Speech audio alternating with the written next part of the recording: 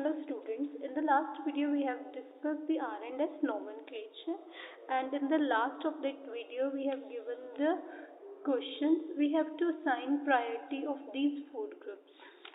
Now if I draw the expanded structure, C triple bond, and it means this carbon is attached to 3 nitrogen groups, or we are assuming that the carbon it is present at the cross section with red color. Now in this case this carbon is attached to 3 nitrogen group, and these nitrogen are further connected to 3 carbon. One is this and 2 मैं यहाँ पे show कर रहा हूँ. Next we have aldehyde group. In case of aldehyde groups we have C double bond O. That means our oxygen carbon is connected to 2 oxygen and then hydrogen. Then उसके बाद next we have CH2 NH2 group.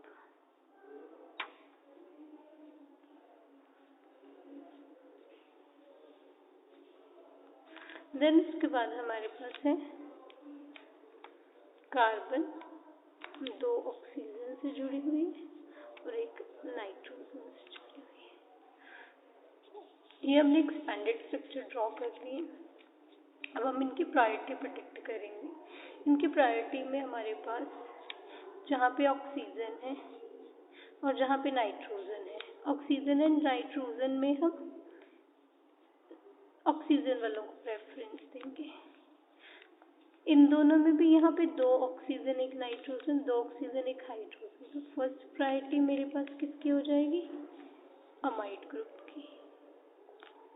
Then उसके बाद हमारे पास next है priority क्या आ जाएगी? Amide group के बाद हमारे पास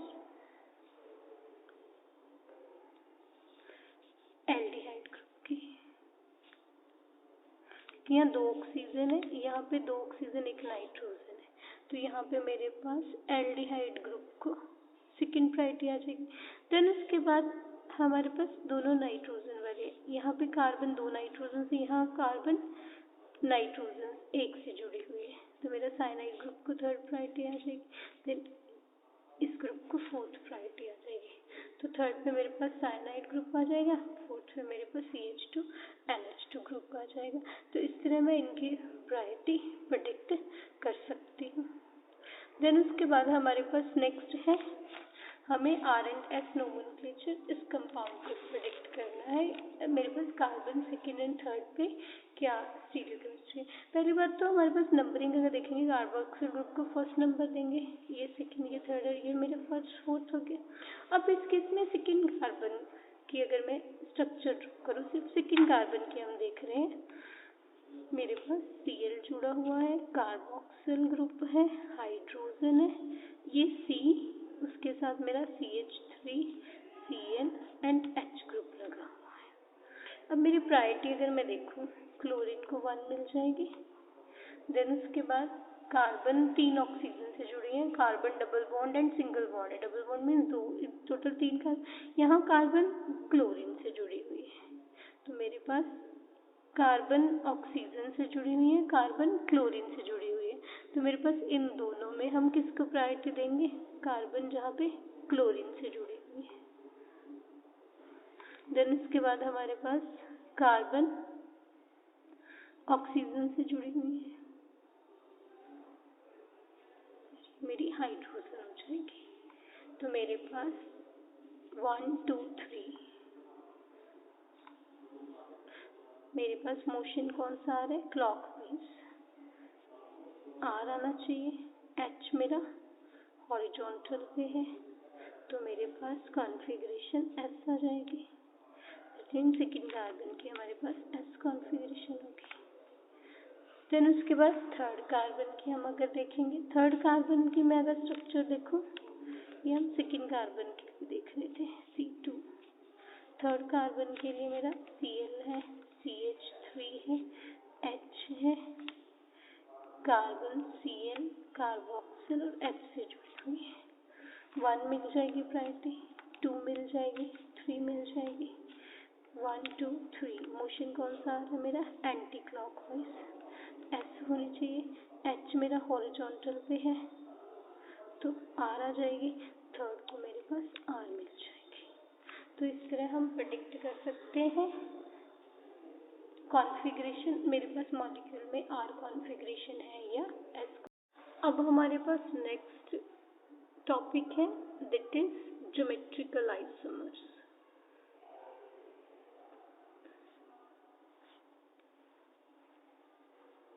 ये कौन से कंपाउंड्स में होते हैं? जहाँ पे हमारे पास डबल बॉन्ड होता है। डबल बॉन्ड की वजह से मेरा जो रोटेशन है रिस्ट्रिक्टेड हो जाता है, रोटेशन मेरा हिंडर्ड हो जाता है, फ्री रोटेशन नहीं पॉसिबल। मेरे पास रिस्ट्रिक्टेड रोटेशन हो गया मॉलिक्यूल में। अगर मुझे डबल बॉन्ड के अराउंड रोटेशन करना है, फर्स्टली मुझे डबल बॉन्ड ब्रेक करना होगा। मॉलिक्यूल को मैं रोटेट करूंगी, देन उसके बाद मेरे पास वन आइसोमर दूसरे आइसोमर में कन्वर्ट हो सकता है। हमारे पास जब डबल बॉन्ड आता है, सबसे कॉमन आइसोमेरिज्म ज्योमेट्रिकल आइसोमेरिज्म या सिस ट्रांस आइसोमर्स आ जाते हैं। हमने लोअर क्लासेस में सिस एंड ट्रांस पढ़ा है ना। अगर मुझे सिस को ट्रांस में कन्वर्ट करना है, मेरा फ्री रोटेशन नहीं पॉसिबल, मुझे पहले ये बॉन्ड ब्रेक करना पड़ेगा, मॉलिक्यूल को रोटेट करना पड़ेगा, बॉन्ड फॉर्मेशन होगी, देन मेरा सिस ट्रांस में कन्वर्ट हो सकता है। विदाउट ब्रेकिंग ऑफ बॉन्ड मेरा सिस फॉर्म ट्रांसफॉर्म में कन्वर्ट नहीं हो सकती। अब ये मॉलिक्यूल्स जो मेरे पास है ज्योमेट्रिकल आइसोमर्स है, जहाँ पे मेरे पास डबल बॉन्ड होता है, सिस एंड ट्रांस होता है। सिस ट्रांस में मेरे पास फ्री रोटेशन नहीं पॉसिबल। तो मैं जो ज्योमेट्रिकल आइसोमर्स है, ज्योमेट्रिकल में मेरा जी वर्ड आ रहा है तो इनको हम कॉन्फिगरेशनल आइसोमर भी बोल देते हैं। कॉन्फिगरेशनल आइसोमर्स हमारे वो होते हैं जिनमें फ्री रोटेशन पॉसिबल नहीं है। अगर मुझे एक फॉर्म से दूसरी फॉर्म में कन्वर्ट करना है तो मेरे पास वहाँ पे बॉन्ड ब्रेक होएगा, फिर एक फॉर्म दूसरे फॉर्म में कन्वर्ट होगी। ज्योमेट्रिकल जी किस मॉलिक्यूल्स में होती है? सिस एंड ट्रांस में। सिस ट्रांस को easily without breaking of bond interconvert नहीं कर सकते। नोट इजीली इंटरकन्वर्टेड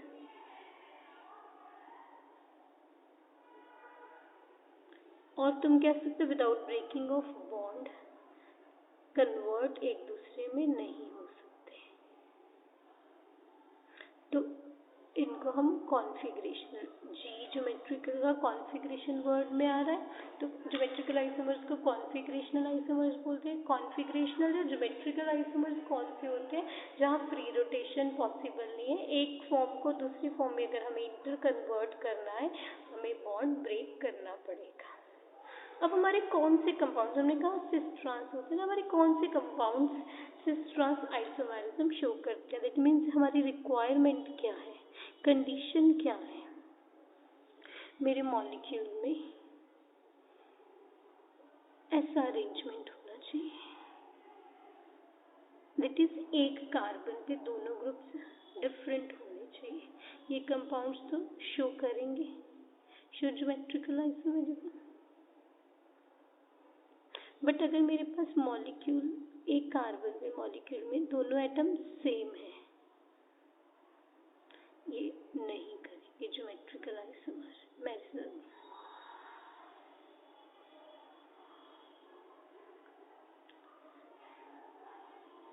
अगर मेरे चारों ग्रुप्स डिफरेंट होते हैं, दोनों कार्बन जो हमारी डबल बॉन्ड में लगी हुई हैं उन पे चारों atoms different different, that is मेरे पास A B C D type का अरेंजमेंट है, ये भी शो करेंगे ज्योमेट्रिकल आइसोमेरिज्म।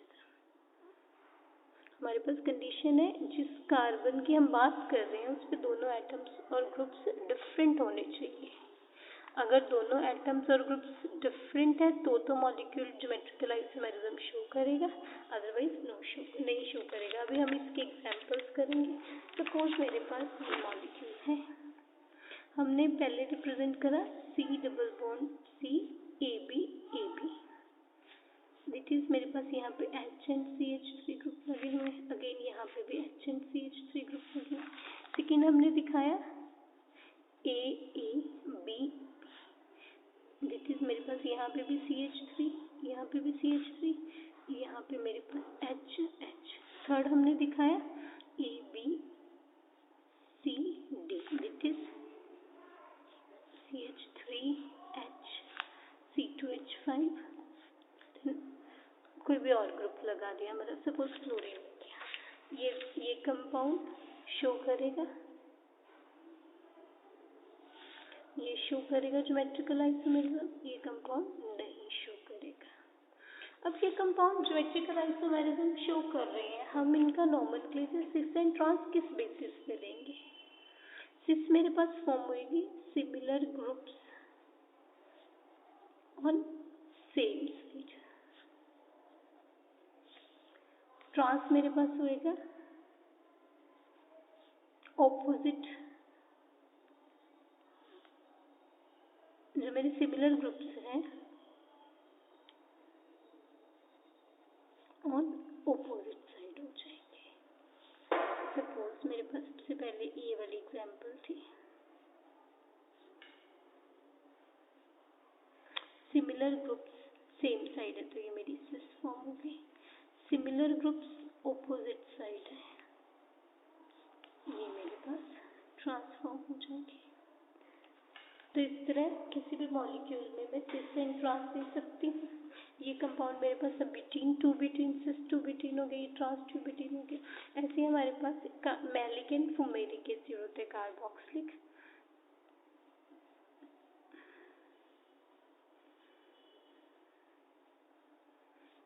इसकी ट्रांसफॉर्म मेरे पास ये वाली हो जाएगी।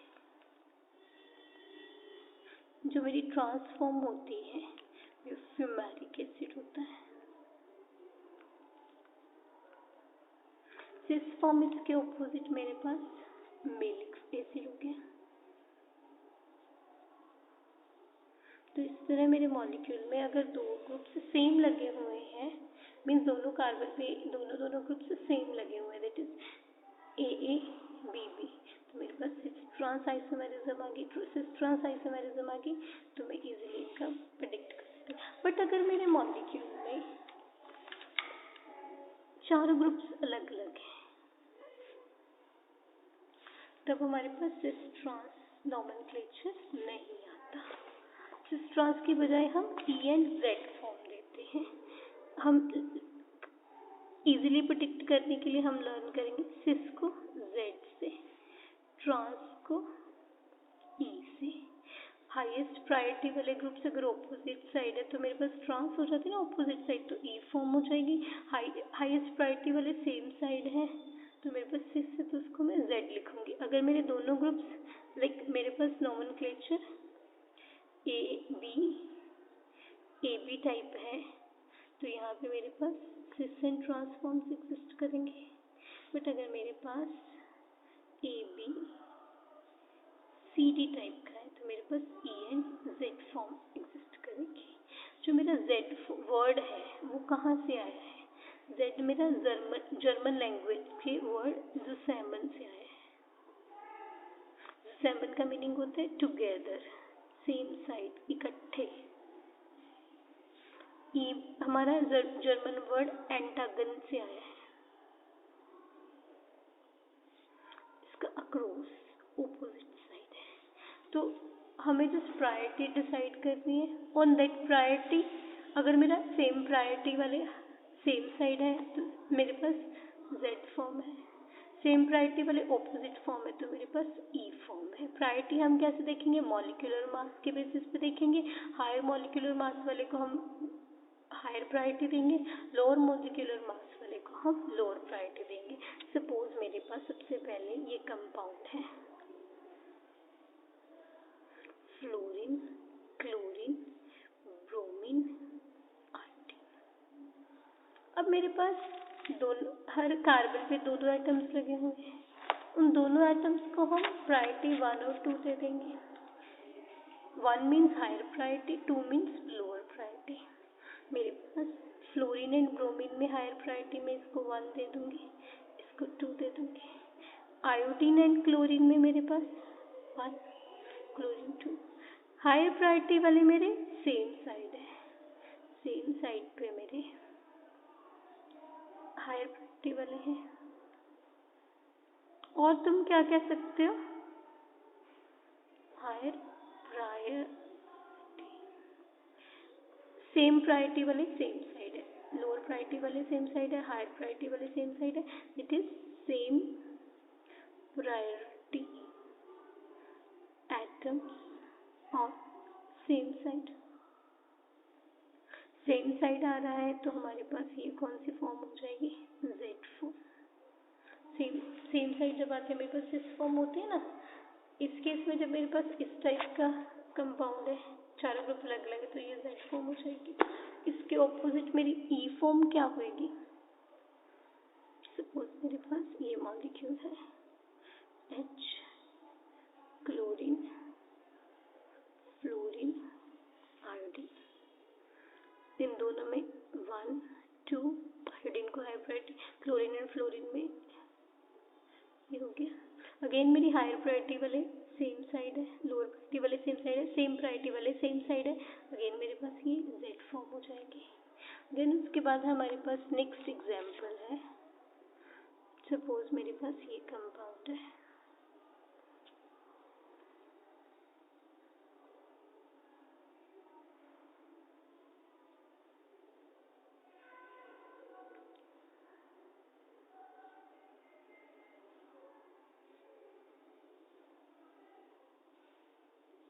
अब इन दोनों में हम प्रायोरिटी इसको 1 देंगे, इसको 2 दे देंगे।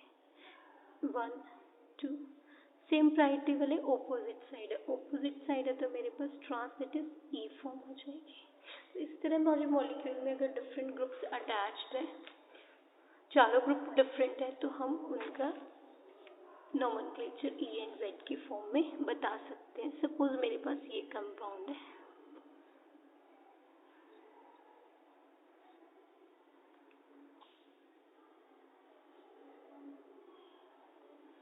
अब इस केस में आयोडीन एंड ब्रोमीन में हम किसको प्रायोरिटी देंगे? आयोडीन को। इधर नाइट्रोजन और इधर कार्बन है, नाइट्रोजन वाले को ज़्यादा प्रायोरिटी दे देंगे।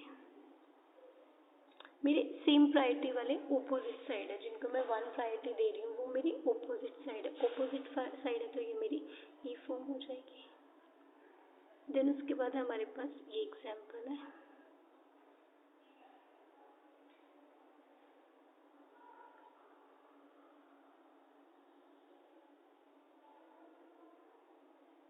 अब इन दोनों में कार्बोक्सिल को प्रायोरिटी मिलेगी 1, यहाँ 2, इन दोनों में क्लोरीन को मिलेगी।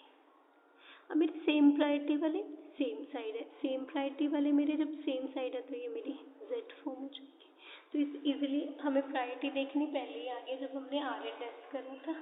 प्रायोरिटी सेम प्रायोरिटी वाले सेम साइड है तो मेरे पास जेड फॉर्म आती है, सेम प्रायोरिटी वाले ऑपोजिट साइड है तो मेरे पास ई प्रायोरिटी आ जाती है।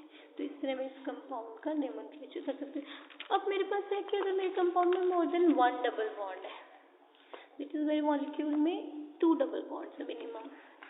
सपोज मेरे पास ये मॉलिक्यूल है,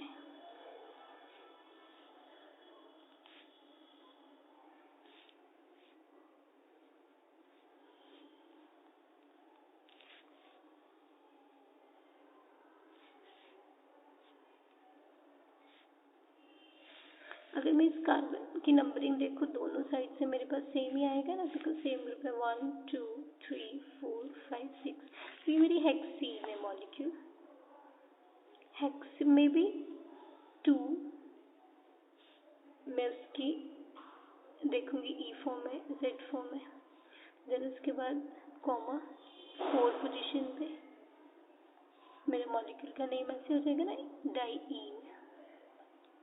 और मैं इस मॉलिक्यूल को क्या कह सकती हूँ? 2 जो भी उसका ई एंड जेड फॉर्म आएगी, कॉमा 4 जो भी ई जेड फॉर्म आएगी।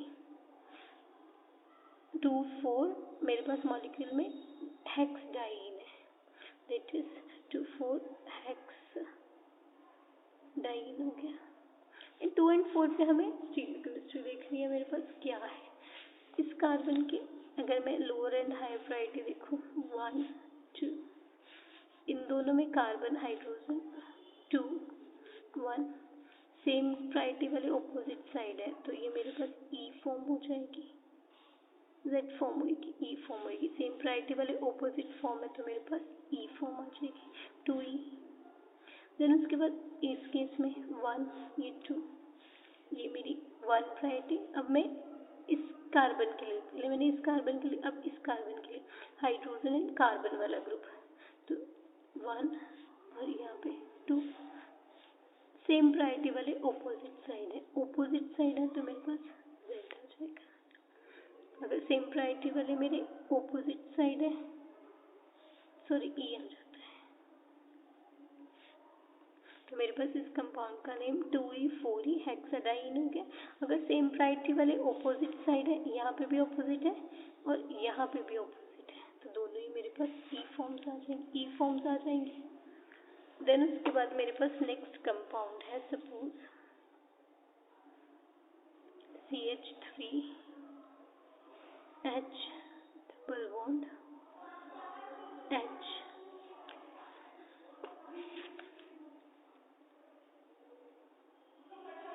C double bond H H CH3। अब इस केस में मेरे पास अगेन 6 कार्बन है, 6 कार्बन, ये तो हमारा ऊपर वाला ही मॉलिक्यूल हो गया, सॉरी। सपोज मेरे पास यहाँ पे CH3 ग्रुप है और यहाँ पे H हो जाएगा, तो मेरे पास 2 पे मैंने बताना है, 4 पे बताना है और मेरा मॉलिक्यूल क्या हो जाएगा, हेक्साडाइन। अब मेरे पास इन दोनों में प्रायोरिटी 1 2, इन दोनों में 1 2, मेरे पास ऑपोजिट साइड है तो ई फॉर्म आ जाएगी। देन इस कार्बन की 1 2, यहाँ पे मेरे पास 2 और इधर 1 हो जाएगा, जेड आ जाएगी फॉर्म मेरे पास। तो हम इजीली प्रेडिक्ट कर सकते हैं, चाहे मेरे पास सिंगल बॉन्ड है, डबल बॉन्ड मीन्स एक डबल बॉन्ड है, या मेरे पास 2 डबल बॉन्ड है, तो हम उनकी प्रायोरिटी के बेसिस पे उनकी जिस पोजीशन पे डबल बॉन्ड है हम इजीली प्रेडिक्ट कर सकते हैं कि मेरे पास ई फॉर्म है, जेड फॉर्म है, सिस फॉर्म है, ट्रांस फॉर्म है। देन उसके बाद है हमने फिजिकल प्रॉपर्टीज के बेसिस पे कॉन्फ़िगरेशन ज्योमेट्रिकल आइसोमर्स की प्रेडिक्ट करनी। फिजिकल प्रॉपर्टीज उन आइसोमर्स की क्या है, हम कह सकते हैं physical properties of geometrical isomers. और तुम क्या कह सकते हो, तुम्हें फिजिकल प्रॉपर्टी बता रही थी, मेल्टिंग पॉइंट बता रही, बॉइलिंग पॉइंट बता रही, उसके बेसिस पे तुमने ये प्रेडिक्ट करना तुम्हारे पास सिस फॉर्म है या ट्रांस फॉर्म है। Physical properties of geometrical isomers. अब इस केस में सबसे पहली प्रॉपर्टी है हमारी डाइपोल मोमेंट। डाइपोल मोमेंट मैं एक सिंपल से कंपाउंड की अगर प्रेडिक्ट करूं, सपोज मेरे पास ये कंपाउंड है ट्रांसफॉर्म, सिस फॉर्म मेरे पास ये वाली आ जाएगी। अगर आप ट्रांसफॉर्म में देखें, इस डायरेक्शन में डाइपोल मोमेंट कैंसिल होगी, सिमिलरली इनकी कैंसिल होगी, तो नेट मेरी 0 डाइपोल मोमेंट होगी अगर मेरे पास ट्रांसफॉर्म है। इस केस में नेट इस डायरेक्शन में होगी, कुछ वैल्यू होगी, सम वैल्यू। और तुम क्या कह सकते हो, general cis form has more dipole moment than trans, क्योंकि ट्रांसफॉर्म में अगर मेरे दोनों ग्रुप सेम है तो कैंसिल हो जाएगी, 0 आ जाएगी। अगर दोनों ग्रुप डिफरेंट है हायर एंड लोअर प्रायोरिटी के अकॉर्डिंग। हायर प्रायोरिटी वाले मेरे ऑपोजिट साइड है, ट्रांसफॉर्म बन रही है तो मेरी कुछ एक्सटेंट तक कैंसिल हो जाएगी, but as compare to cis form more extent तक कैंसिल हो जाएगी। तो ट्रांस के केस में हमेशा लो डाइपोल मूवमेंट होगी एंड सिस के केस में मेरी हाई डाइपोल मूवमेंट होगी। तो मेरे पास दो आइसोमर्स हैं सिस एंड ट्रांस, एक की डाइपोल मूवमेंट आपको 2 दे दी, एक की 1.5 दे दी, तो आप इजीली बता सकते हैं ना 2 वाला मेरा सिस फॉर्म है, 1.5 वाला मेरा ट्रांस है। हमेशा सिस फॉर्म की डाइपोल मूवमेंट ट्रांस के कंपैरिजन में ज़्यादा आएगी। देन उसके बाद हमारे पास 6 फिजिकल प्रॉपर्टी है बॉइलिंग पॉइंट। जो मेरे बॉइलिंग पॉइंट है वो डाइपोल मूवमेंट पे डायरेक्टली डिपेंड कर रहे हैं। डाइपोल मूवमेंट हमने अभी करी, सिस हैज मोर डाइपोल मूवमेंट, तो बॉइलिंग पॉइंट पे सिस फॉर्म के ज़्यादा होंगे एज कंपेयर टू ट्रांसफॉर्म। तो हमारी cis form always has more boiling point over trans form. Then उसके बाद हमारे पास नेक्स्ट है मेल्टिंग पॉइंट। मेल्टिंग पॉइंट का हम पैकिंग से देखते हैं। Packing means symmetrical molecule. अब सिस एंड ट्रांसफॉर्म में ऐसे हम दिखाते ना सारे मॉलिक्यूल ऐसे ही होंगे। सिस में तो अगर आप पैकिंग देखो, packed close packing, more in transform. जिस केस में क्लोज पैकिंग ज़्यादा है वो मेरे पास ट्रांसफॉर्म हो गई, जिस केस में ज़्यादा क्लोज पैकिंग है उनमें मेल्टिंग पॉइंट मोर होंगे, more in trans form over as compare to cis form आप कह सकते हैं। तो ये मेरे पास मेल्टिंग पॉइंट प्रॉपर्टी। देन उसके बाद हमारे पास है ring cyclization of the compounds. Suppose मुझे किसी भी मॉलिक्यूल में साइक्लाइजेशन करनी है और रिंग फॉर्मेशन करनी है। अब सिस और ट्रांस के केस में किस केस में रिंग फॉर्मेशन इजीली हो जाएगी? कैसे रिंग की बात करें? सपोज मेरे पास ये मॉलिक्यूल है कार्बोक्सिलिक एसिड, ये मेरे पास सिस फॉर्म होगी ना, दैट इज मेलिक एसिड है। इस केस में अगर मैं डिहाइड्रेशन कर देती हूँ तो मेरे पास हाइड्राइड बन जाएगा।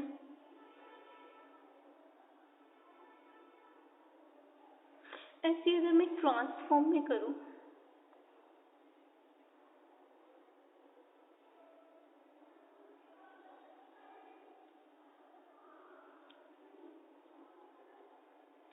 ये कंपाउंड बनेगा मेरा।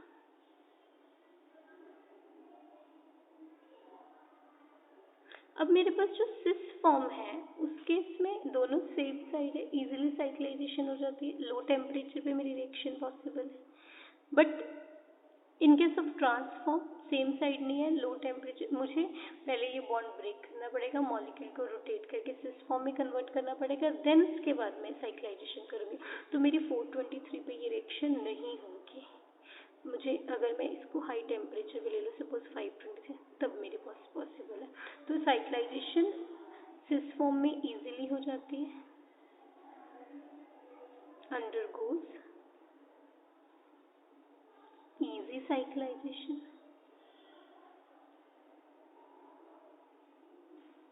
or at low temperature,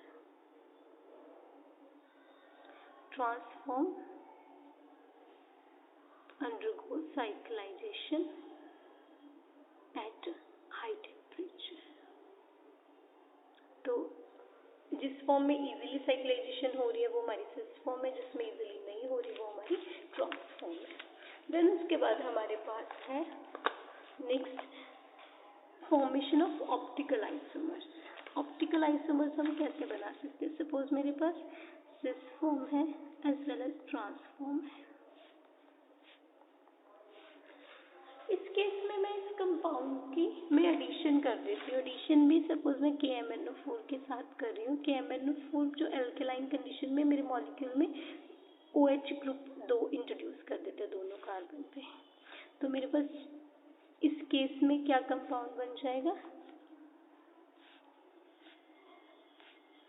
meso compound.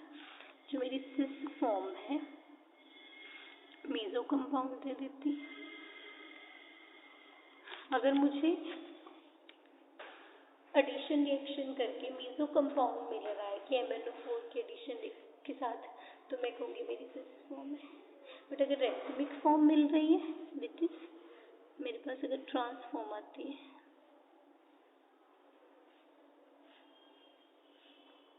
Transform में मेरे पास दोनों वे से पॉसिबल है, तो मेरे पास रेसिमिक फॉर्म आ जाती है। रेसिमिक फॉर्म आ जाती है तो मैं कहूँगी मेरे पास ट्रांसफॉर्म थी।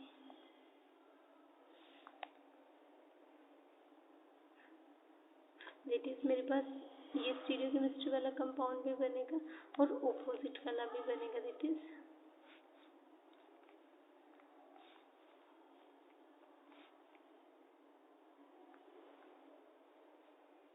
अगर मेरे पास रेसिमिक मिक्सचर बन रहा है ट्रांसफॉर्म में, मीजो कंपाउंड बन रहा है सिस फॉर्म में, तो in this way physical property के बेसिस पे या कौन सी केमिकल रिएक्शन कर रहे हैं मैं इजीली प्रेडिक्ट कर सकती हूँ कि मेरे पास सिस फॉर्म है या ट्रांसफॉर्म है। देन इसके बाद हमारे पास है bye conversion into compound of known configuration. Bye conversion into a compound of known configuration। Non configuration वाली कन्वर्जन से हमारा क्या मीनिंग है? मेरे पास कोई मॉलिक्यूल है, सपोज दिस वन, ये मेरे पास ट्रांसफॉर्म है। इसकी मैं अगर हाइड्रोलिसिस कर दूं तो मेरे पास यहाँ पे कार्बोक्सिल ग्रुप आ जाएगा।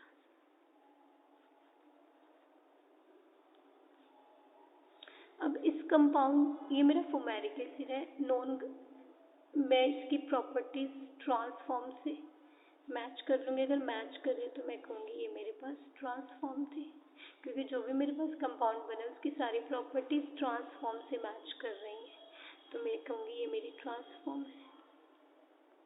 अगर मैं सिस के साथ कंपेयर करूँगी नहीं मैच करेगी, या अगर मेरे पास सिस फॉर्म होएगी उस केस में मेरा वो ट्रांसफॉर्म नहीं बनाएगी, तो हमारी प्रॉपर्टीज नहीं मैच करेगी। अगर मेरे पास कोई कंपाउंड है इन दोनों में, सपोज मैंने ये ले लिया, उस केस में मैंने हाइड्रोलिसिस कर दी और हाइड्रोलिसिस करके जो मेरा प्रोडक्ट बन रहा है उसकी प्रॉपर्टीज ट्रांस से मैच कर रही हैं, तो मैं कहूँगी ये कंपाउंड की ट्रांस कॉन्फ़िगरेशन है। अगर मेरी इसकी हाइड्रोलिसिस से प्रॉपर्टी ट्रांस से नहीं मैच करी तो मैं कहूँगी ये ट्रांसफॉर्म नहीं है, ये इसके ऑपोजिट सिस फॉर्म है। तो इस तरह हम इजीली प्रेडिक्ट कर सकते हैं सिस फॉर्म है या ट्रांसफॉर्म है on the basis of chemical reactions and physical properties. ये सारे मेरे पास है सिस एंड ट्रांसफॉर्म्स, जो मेरे पास कार्बन कार्बन डबल बॉन्ड है।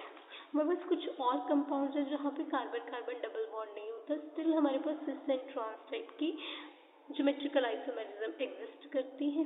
वो हमारे पास है ऑक्साइड्स के केस में,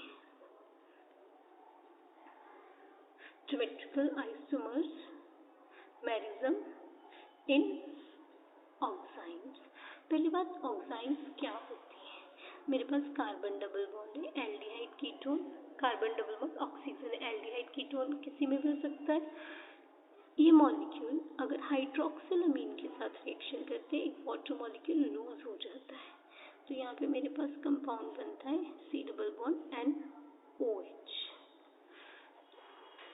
इन कंपाउंड्स को हम, अगर मेरे पास ये मॉलिक्यूल में ये R ग्रुप है, दोनों R अल्काइल ग्रुप हैं, suppose CH3C C2H5 double bond NOH।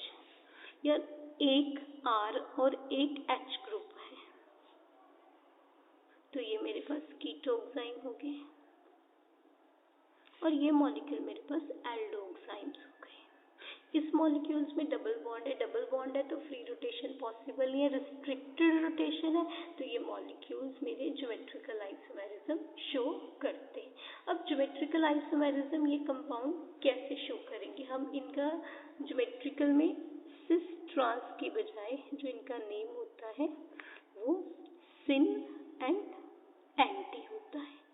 सिन सेम साइड को रिप्रेजेंट कर रहा है, एंटी मेरा ऑपोजिट साइड को रिप्रेजेंट कर रहा है। ऑपोजिट और सेम साइड मीन्स प्रायोरिटी वाले या कोई भी ग्रुप हम जिसकी बात कर रहे हैं वो सेम साइड पॉसिबल है या ऑपोजिट साइड पॉसिबल। अब सबसे पहले मेरे पास एल्डोक्साइम की बात आ रही है। एल्डोक्साइम में भी मेरे पास कंपाउंड है, suppose CH3 C double bond O H OH। एक मेरे पास ये फॉर्म हो सकते हैं ना, बिकॉज R और H NOH है यहाँ पे हमारे पास। दूसरी फॉर्म मेरे मॉलिक्यूल में क्या है? HNOH, ये हो सकता है। अब ये मेरा मॉलिक्यूल अगर H और OH सेम साइड है तो मेरी सिन फॉर्म हो जाएगी, सिन एसिटैल्डोक्साइम्स। और अगर H and OH opposite side है तो ये मेरी एंटी फॉर्म हो जाएगी। तो जो मेरे पास एल्डोक्साइम है, सिन और एंटी हम कैसे नेम देंगे? सेम साइड H और OH है तो सिन फॉर्म, ऑपोजिट साइड है तो मेरे पास एंटी फॉर्म हो जाएगी। देन उसके बाद हम कीटोक्साइम्स पे आते हैं। कीटोक्साइम मेरे पास सपोज ये एग्जाम्पल है, दोनों आर अलग अलग ग्रुप हो गए।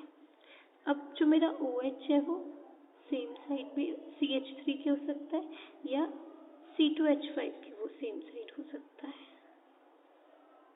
ये मेरे पास कंपाउंड, ये मेरे कीटोक्साइम हो गया। कीटोक्साइम में भी ये मेरा इथाइल मिथाइल कीटोक्साइम हो गया। इथाइल मिथाइल कीटोक्साइम है इसका नेम।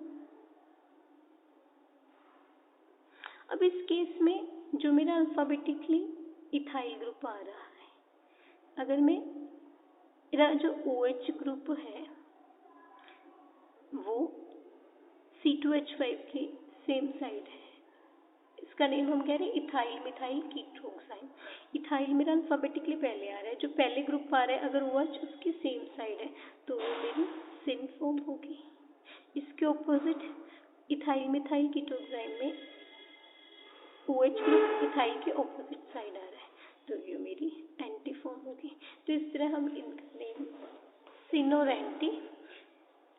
एसिटैल्डोक्साइम्स में H और OH अगर सेम साइड है syn form, H and OH opposite side है एंटी फॉर्म। कीटोक्साइम में जो भी मेरा कंपाउंड का नेम होएगा उसमें जो ग्रुप मेरे पहले आ रहा है उसके विद रिस्पेक्ट OH देखेंगे। इथाइल के with respect OH same side है सिन फॉर्म, इथाइल के with respect OH opposite side है तो मेरे पास एंटी फॉर्म हो जाएगी। देन इसके बाद है कॉन्फिगरेशन ऑफ ऑक्साइड्स। हमने बताया ना मेरे पास जो ऑक्साइड्स है सिन एंड एंटी फॉर्म्स है। अब एल्डोक्साइड्स है या सिनोक्साइम है, कीटोक्साइड्स है, उनकी कॉन्फिगरेशन हम कैसे प्रेडिक्ट करेंगे वो सिन फॉर्म है या एंटी फॉर्म है? सपोज मेरे पास पहले एल्डोक्साइम की बात हो रही है, it is CH3H double bond NOH। इस मॉलिक्यूल की अगर मैं डिहाइड्रेशन करती हूँ एसिटिक एनहाइड्राइड के साथ, dehydration means OH and H water molecule lose होएगा। अगर मेरे पास किसी मॉलिक्यूल में वाटर लूज हो जाता है तो मेरे पास यहाँ पे साइनाइड बन जाएगा, ट्रिपल बॉन्ड आ जाएगा। अब जब मेरे पास H and OH opposite side पड़े हैं, दैट इज एंटी फॉर्म है, उस केस में मेरे पास नाइट्राइल इजीली बन जाएगा। इसके ऑपोजिट सिन फॉर्म में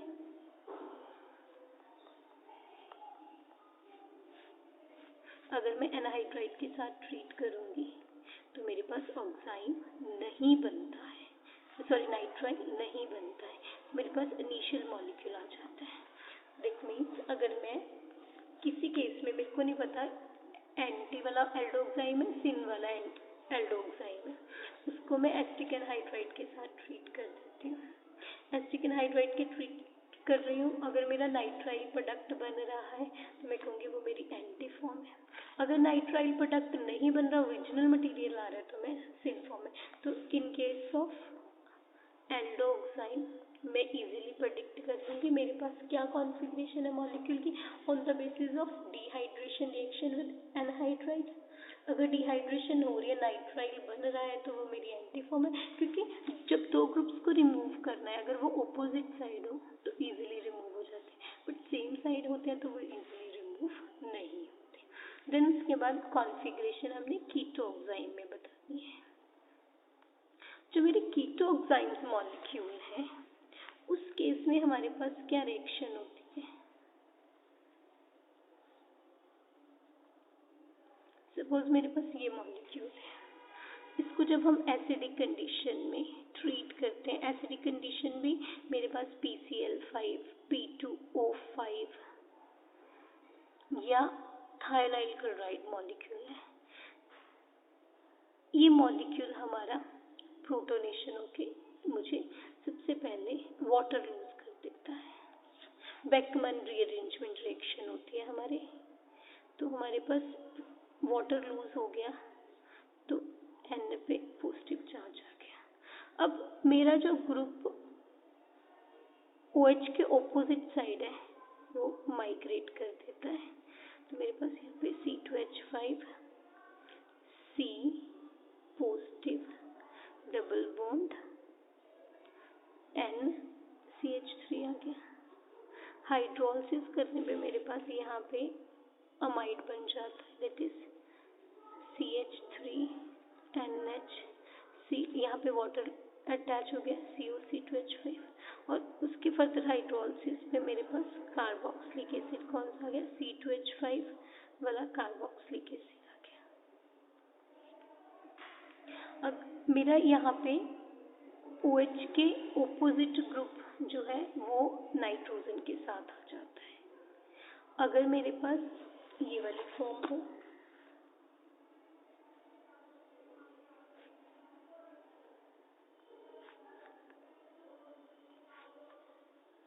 इस केस में मेरे पास नाइट्रोजन के साथ कौन सी फॉर्म आएगी, C2H5।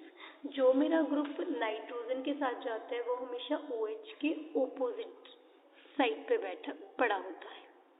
तो इस तरह मेरे पास कीटोक्साइम में एंटी फॉर्म है, सिन फॉर्म है, हम कैसे प्रेडिक्ट करेंगे। जो भी मेरा ग्रुप OH के ऑपोजिट साइड है वो माइग्रेट हो जाता है और वो मेरे पास N के साथ आ जाता है। सपोज मेरे पास ये कंपाउंड है AR, यहाँ पे R ग्रुप है, यहाँ पे मेरे पास ऑक्साइम्स की बात करें तो N हो गया ना मेरे पास, N के साथ मेरे पास OH ग्रुप लगा हुआ है। इस केस में मेरे पास जो इंटरमीडिएट फॉर्म क्या बनेगी, AR C डबल बॉन्ड, ये वाटर ऐसे निकल गया, पॉजिटिव चार्ज आ गया, R ग्रुप इस पे माइग्रेट कर गया और यहाँ पे OH लग गया, और मेरे पास यहाँ पे AR C double bond O NHR आ गई, और हाइड्रोलिसिस पे मेरे पास यहाँ पे R NH2 फॉर्म देगी और साथ में AR कार्बोक्सिल ग्रुप दे देगा। तो इस केस में मेरे पास जो ग्रुप OH के ऑपोजिट पड़ा है वो N के साथ आएगा। अगर मेरे पास ये वाली फॉर्म हो,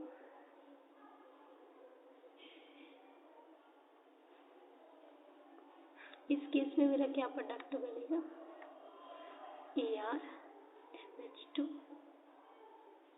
साथ में R वाला कार्बोक्सिल। तो जो कीटोक्साइम है उस केस में मेरा जो ग्रुप OH के एंटी पड़ा है वो मेरा N के साथ चला जाएगा। और एल्डोक्साइन में मेरे पास जो एंटी वाला है वो मॉलिक्यूल हाइड्रोलिसिस देगा, डिहाइड्रेशन रिएक्शन करके नाइट्राइल्स बनाएगा। देन उसके बाद हमारे पास है ज्योमेट्रिकल आइसोमर्स।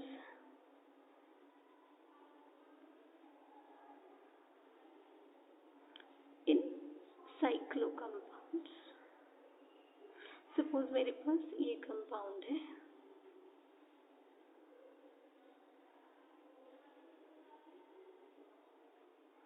ये मेरी OH ग्रुप, ये बिलो द प्लेन है, ये above the plane H atoms.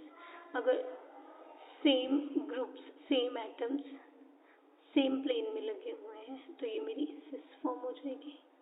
Transform इसके ऑपोजिट मेरे पास ट्रांसफॉर्म हो जाएगी। ऐसे मैं किसी भी साइक्लिक कंपाउंड्स में बता सकती हूँ। सपोज मेरे पास साइक्लोहेक्सेन है, OH OH, ये मेरी सिस फॉर्म होगी। इसके ऑपोजिट मेरी ट्रांसफॉर्म क्या हो जाएगी, OH, ये मेरी ट्रांसफॉर्म है। हम ऐसे देखते हैं ना मेरे मॉलिक्यूल प्लेन में उसके अबव एंड बिलो। अबव अगर सेम टाइप के एटम्स लगे हैं तो वो सिस फॉर्म है, अगर ऑपोजिट साइड लगे, एक अबव और एक बिलो लगे तो ये मेरी ट्रांसफॉर्म